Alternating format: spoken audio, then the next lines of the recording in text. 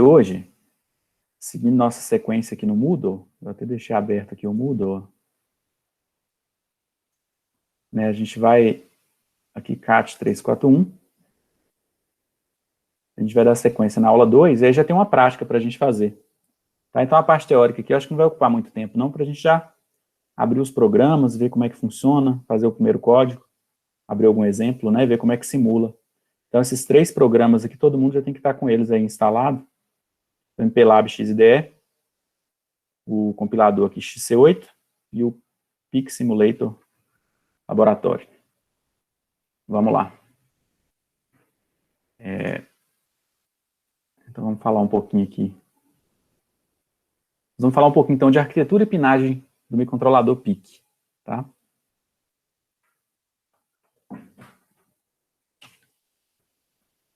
Vamos entrar aí nos detalhes, então, da arquitetura de 8 bits do PIC, introdução às memórias, falar, né, relembrar o que é memória de programa, memória de dados, memória EEPROM, entender como é que é o ciclo de máquina aí do PIC.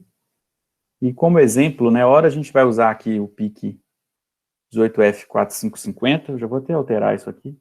Hora a gente vai usar o 4620, e aí eu vou explicar para vocês, na hora que a gente abrir o simulador, por que que não é tão interessante a gente fazer simulação lá com 4550. Lá eu vou explicar bem. Vou falar um pouquinho do hardware básico, a gente vai fazer a primeira prática de acionamento do LED por meio de botão. É como se fosse o Hello World aí, só que no mundo sistema embarcado, tá? Então, o microcontrolador PIC aqui, né, de 8 bits, até essa família 18F, né, a gente tem lá, tinha antigamente 10, 12, ainda tem, se eu não me engano, 16, 18F, né, seriam esses microcontroladores de 8 bits. A gente vai dar o exemplo aqui do 18F, porque seria o topo de linha ali da arquitetura de 8 bits, então ele contempla a maioria dos periféricos aí que esses microcontroladores possuem, tá? Então, basicamente ali, esse microcontrolador, ele vai possuir uma CPU, que seria a unidade central de processamento, tá? Então, a CPU, ela é responsável por executar as instruções básicas, que seriam as instruções aritméticas, né, fazer ali uma soma, subtração, instruções lógicas, fazer uma lógica E, uma lógica OR, e também instruções de movimentação de dados, né, seria shift right, shift left, né, são exemplos que a gente vai usar isso também lá na parte de comunicação, vocês vão ver o tanto que é útil. O que mais que a gente tem basicamente aí na arquitetura, né, além da CPU, aliás, a CPU, né, que é o core aí, né, a parte mais importante ali do microcontrolador, ela é composta pelo caminho de dados e pela unidade de controle, tá? Então, o caminho de dados, ela é responsável ali pela execução das instruções. Mais para frente eu vou mostrar o set de instruções aqui de um microcontrolador, tá? Que são todas as tarefas que eles conseguem fazer, né, a nível de código de máquina mesmo, o que ele faz a cada ciclo de máquina, tá? Todas as possibilidades. É claro que a combinação disso aí, né, te dá a possibilidade de fazer várias outras coisas diferentes. Então, esse caminho de dados ele é formado pelos registradores, barramentos, pela unidade lógica aritmética e pelos deslocadores, tá? E a CPU também tem a unidade de controle, que ela vai conduzir esse caminho de dados na execução de uma determinada instrução, tá? Então, ela que gera os sinais de controle. A gente tem aqui 2 registradores importantes do caminho de dados, que seria o próprio registrador de instrução, que é o IR. Então, ele que armazena o código ali da instrução, né? Além do código, o que você vai estar passando ali para aquela determinada instrução, passando, eu digo, de variável, né? Pode ser uma variável, depende aí do tipo de instrução, né? Mas se ela envolver algum parâmetro, né? Esse operando entra aí nesse registrador de instrução. E também a gente tem o Program Counter, isso aqui é bom a gente ter a noção, que é o registrador que aponta sempre para a próxima instrução. Então, o programa, ele é feito de forma estruturada, né? Então ele executa instrução por instrução, lá trazendo isso ali para um nível, para uma abstração maior, lá na programação em C, né? Ele vai executar linha por linha de código que a gente fizer, e a próxima instrução a ser executada é sempre apontada por esse registrador program counter, tá? O microcontrolador que a gente está trabalhando, ele tem a arquitetura Harvard e o conjunto de instruções RISC, né? O RISC aqui significa computador com conjunto reduzido de instruções. Então, são poucas instruções, tá? Comparados lá com a arquitetura CISC. E também, na verdade, né, essas instruções aqui, elas são mais simples, né, comparadas com o conjunto de instruções CISC. Isso aí popularizou muito o uso do microcontrolador PIC, né? Você pega lá na década de 80, você tinha o Intel 8051, que tinha a arquitetura CISC. Então, um conjunto de instruções complexo.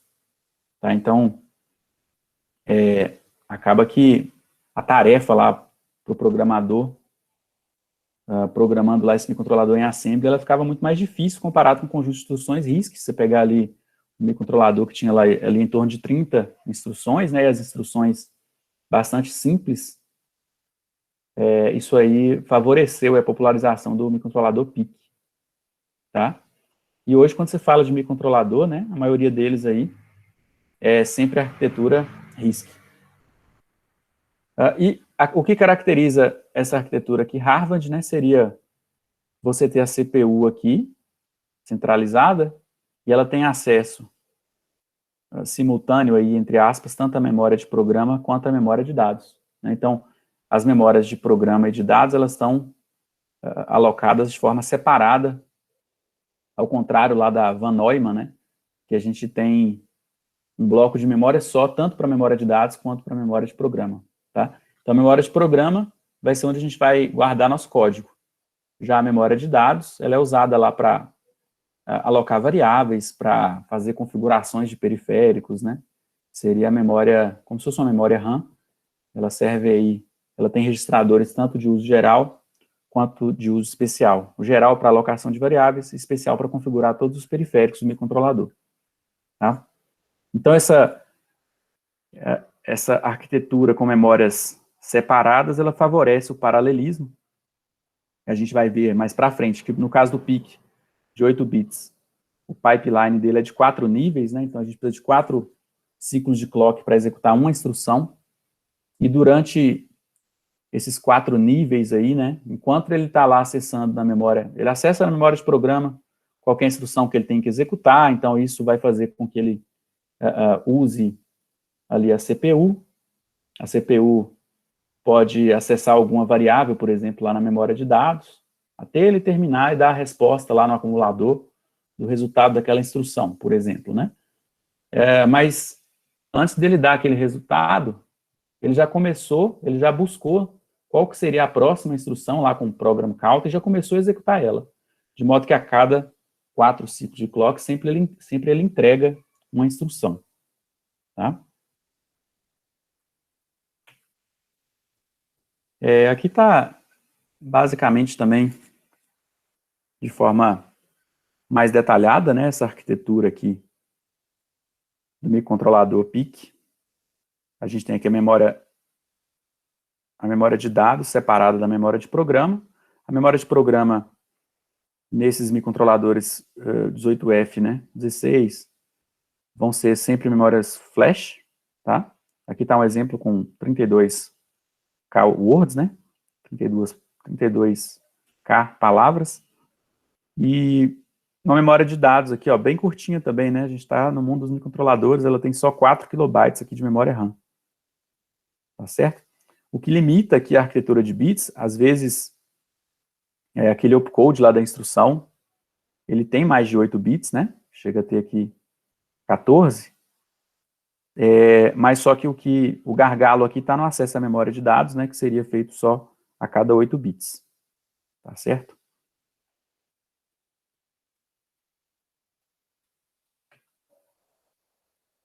E aqui, gente, a gente Aqui eu coloquei uma figura, né, mostrando que além desse acesso aqui da CPU com a memória de... Aliás, uma forma mais detalhada, né? O acesso à memória de dados, e eu tenho aqui também, ó, os registradores que eu falei para vocês, né? Interligam ali, ou que configuram os periféricos, tá? Vocês vão ter registrador de uso especial lá, por exemplo, que ele monitora o estado de portas de entrada e saída, tá? A gente vai chegar lá na hora de... Na prática, né, vocês vão ver que a gente consegue acessar, fazer uma leitura desses registradores associados às portas para verificar se ela está em nível lógico alto ou baixo, ou também, né, alterar o valor desse registrador para o nível de tensão ali na porta, no pin de saída, modificar de nível lógico alto para baixo, e assim por diante, tá? Da mesma forma, a gente tem outros registradores de uso especial associados com os outros periféricos, tá? A gente tem aqui registradores associados com conversor AD, com comparadores e assim por diante, né? E aqui a gente está mostrando que esse barramento, né, com todos os periféricos, também é de 8 bits, tá? Então, a única parte aqui que a gente percebe que tem um barramento maior, né, seria entre a CPU e a memória de programa. Entre os periféricos e entre a memória de dados, que está aqui em cima, né, a gente tem um barramento de 8 bits.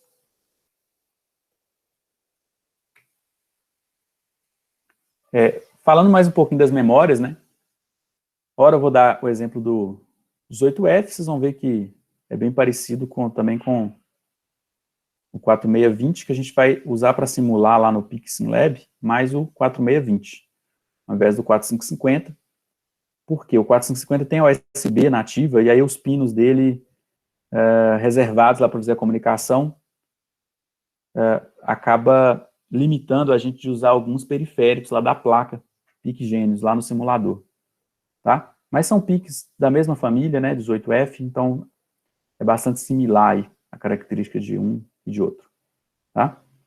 Então, todos os dois, ele vai ter memória de programa, de dados, né? A de programa, a gente já, só para relembrar, a memória não volátil, tá? Então, você tirou da tomada, ela não desgrava, né? Desenergizou, ela permanece ali o código gravado.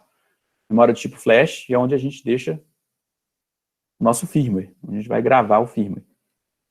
Já a memória de dados é uma memória volátil, tá? E a gente tem, como eu já adiantei, dois tipos de registradores lá, de 8 bits, né? Os de uso especial, que configura os periféricos, ou você pode ler ali um status dos periféricos, ou até controlar o periférico, né? No caso de uma porta. E os registradores de uso geral, que são os espaços na memória para a gente armazenar as variáveis, tá? E além disso, a gente tem uma memória EEPROM, que ela também é não volátil. Aqui ficou escrito errado, deixa eu corrigir aqui, gente. Não volátil. Vou alterar. Não, aqui eu já fiz uma imagem, mas deixa eu alterar aqui. Ficar mais de acordo com o que a gente vai fazer. Eu tenho a memória não volátil, a EEPROM. É bom saber que lá dentro do PIC tem essa memória, porque, hora ou outra, a gente precisa gravar algumas variáveis que a gente não quer perder, caso o sistema desenergize e energize novamente. Então, a gente usa essa memória EEPROM para isso. Por exemplo, né, vamos supor que você montou lá um sisteminha para ligar e desligar alguma carga, para acionar alguma carga, e o usuário, através de um display, ele consegue escolher por quanto tempo aquela carga vai ficar ligada, o horário de ligar, né? Vamos supor que lá, através de botões do LCD, ele consegue setar lá o horário de ligar, durante quanto tempo, enfim, vários parâmetros de configuração. Se você armazena isso só numa memória de dados, né, uma memória volátil, então armazenou, tirou da tomada, pôs de novo, deu um pico de energia, perdeu o que o usuário armazenou. Ao passo que, se na hora que o usuário setou o parâmetro, você armazena ele na memória EEPROM, né, você pode fazer no código seu lá, você vê que o código vai ter um pedaço que ele é executado, até entrar no loop infinito, né? Então, se antes de entrar no loop infinito, vocês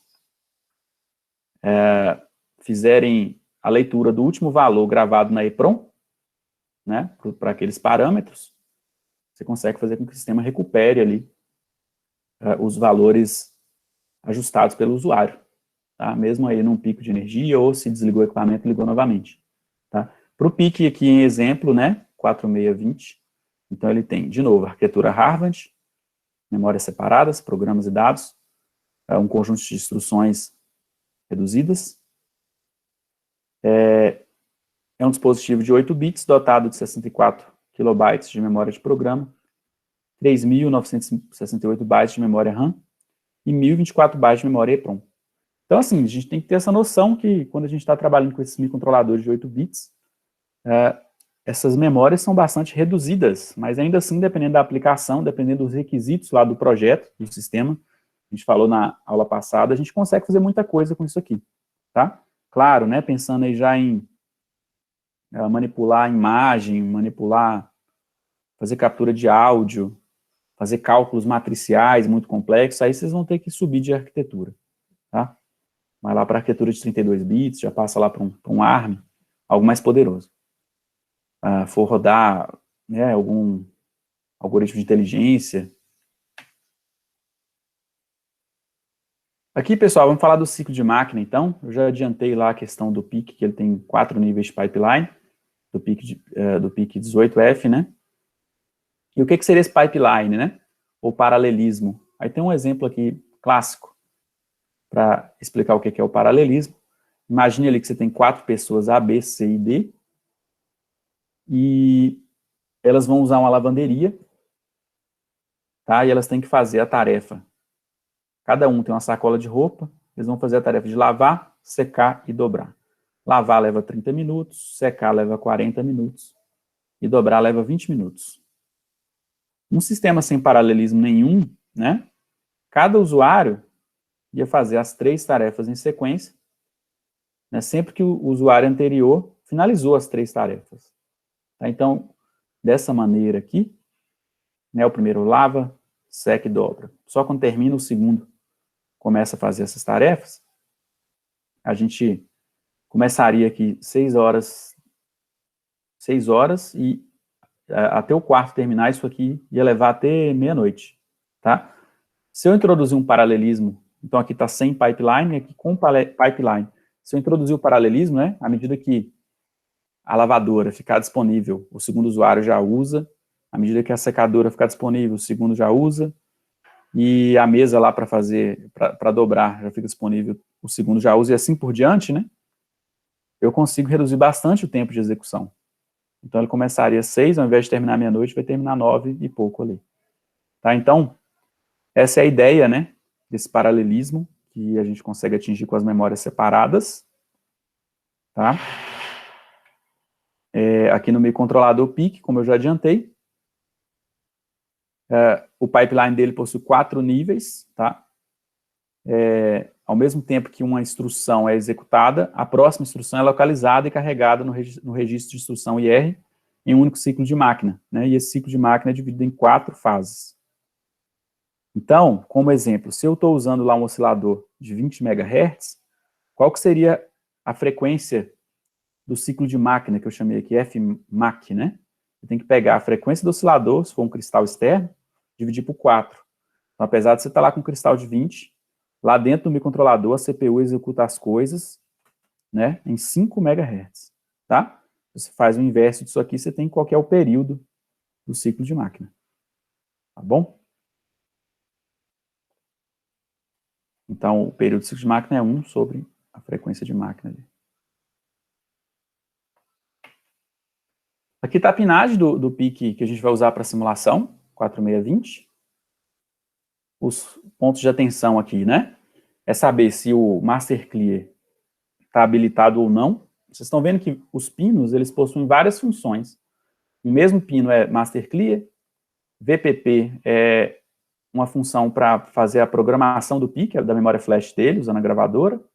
Tá? Então, com essa função de gravação aqui, é inserida uma tensão mais elevada para gravar memória flash, em torno de 15 volts, 12 a 15 volts, e eu tenho também a função aqui de porta digital, né, porta E, pino 3, no pino 1, tudo isso aqui no pino 1, né?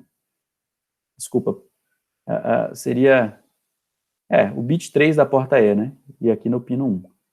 Tá? Então, tem microcontroladores que ele não te dá a opção de habilitar ou desabilitar esse master clear. Quando isso não acontece, tem que montar um circuitozinho aqui de reset com um botão, né?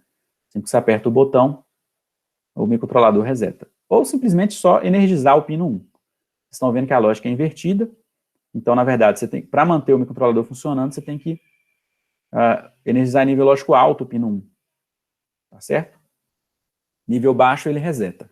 Tá? Se o master clear estiver habilitado. Esse microcontrolador você tem a possibilidade de desabilitar. A gente tem aqui os pinos de alimentação, né? Então aqui iria 5 volts, terra, do outro lado aqui mesma coisa, 5 volts e terra. Com isso aí o microcontrolador já está funcionando se você usar o oscilador interno dele. Ele tem um oscilador interno.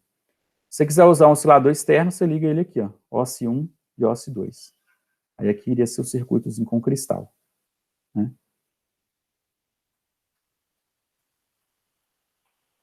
Mais ou menos assim, né?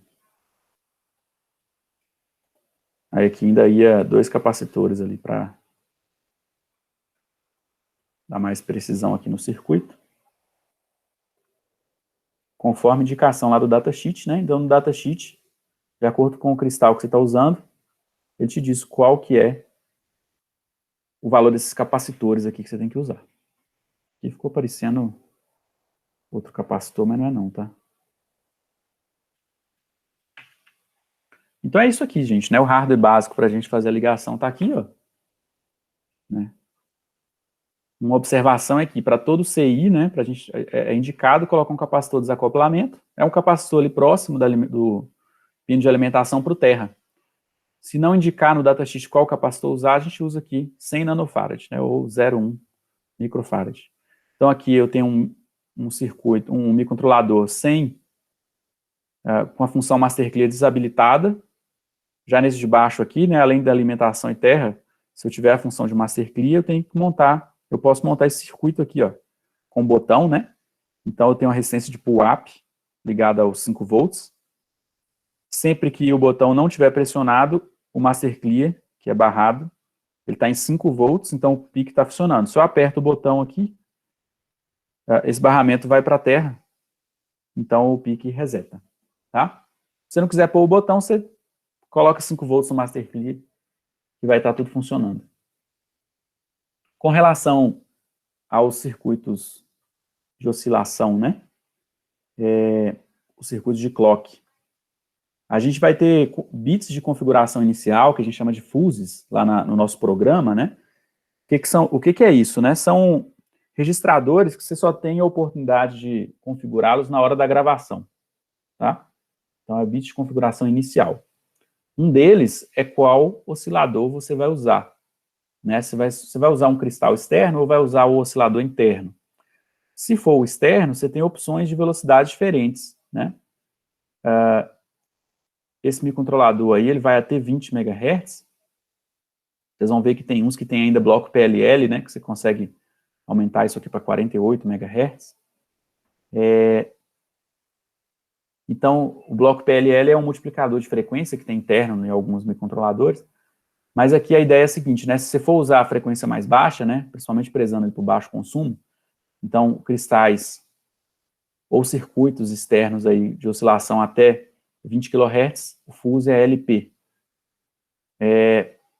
XT já seria para cristais de 20 kHz a 4 MHz. HS, né, alta velocidade, high speed, seria para 4 em diante. Tá?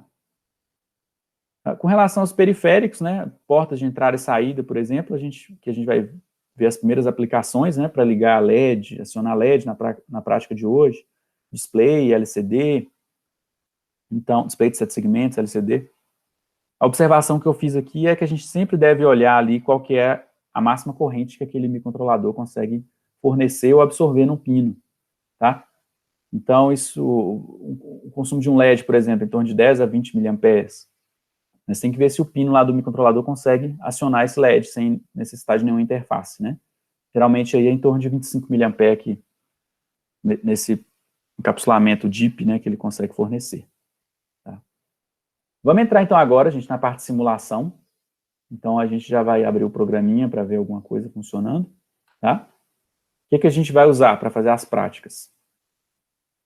De novo, né, o MPLAB, que é a IDE oficial da Microchip, né, com o XC8, que é o compilador também oficial lá da Microchip, para 8 bits. Então, todo mundo, espero que eu tenha baixado, instalado.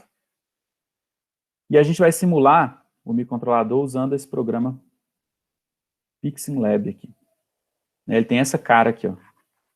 Então, é um programinha que emula várias das placas didáticas, né, que a gente usa para aprender a programar microcontrolador PIC. E não só PIC, né, ele também traz algumas placas, como placa Arduino Uno, né, ele tem até, numa versão experimental, algumas plaquinhas lá com microcontroladores de 32 bits, tá? Então ele tem lá placa de desenvolvimento 0, placa de desenvolvimento 1, então é sempre bom, eu vou passar para vocês lá no Moodle o manual, para a gente entender como que cada placa interconecta com os periféricos, né? Em qual porta está ligado cada periférico.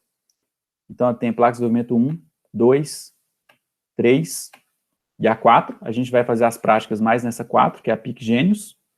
Tá? E aqui está esse diagrama simplificado, né? De onde que foi feita a conexão de cada componente desse no microcontrolador. Então aqui está o microcontrolador PIC. Essa placa, ela existe, ela física para comprar, né? É a placa PIC Genius.